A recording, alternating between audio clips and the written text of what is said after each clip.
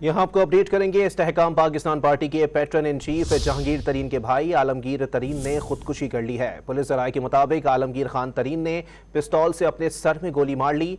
आलमगीर खान तरीन मारूफ businessman और Pakistan super league की team Multan sultans के मालिक और मैनेजिंग डायरेक्टर थे। ज़राए के मुताबिक भाई की खुदकुशी की इत्तला मिलते ही जहांगीर तरीन पार्टी इजलास छोड़कर चले गए। इस बारे में मजीद जानेंगे डॉन न्यूज़ के नुमाइंदे मियाँ शुएब से। जी मियाँ शुएब, इब्तिदाई तौर पर क्या तफसीलात सामने आ सकी हैं?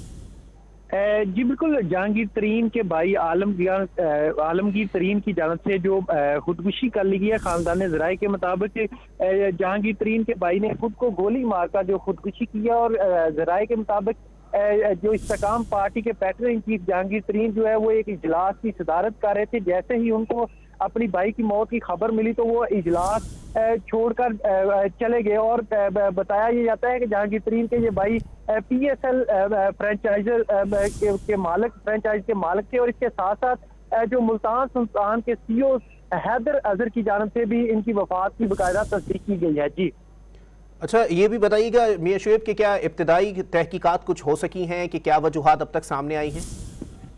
जी, इस हवाले से जो हमारी खानदानी ज़राए से बात हुई, इस हवाले से तो कुछ इतलात सामने नहीं आई। यही खानदानी ज़राए की जानिब से बताया गया कि जो आलमगीर तरीन थे लाहौर के इलाके गुलबर्ग में रहायश पजीर थे। गुलबर्ग के इलाके में एक अपार्टमेंट में ये रहायश पजीर थे, जहाँ इनकी जानिब से जो कुछ मसलात खबरें ये आई हैं कि खुदकुशी की गई है।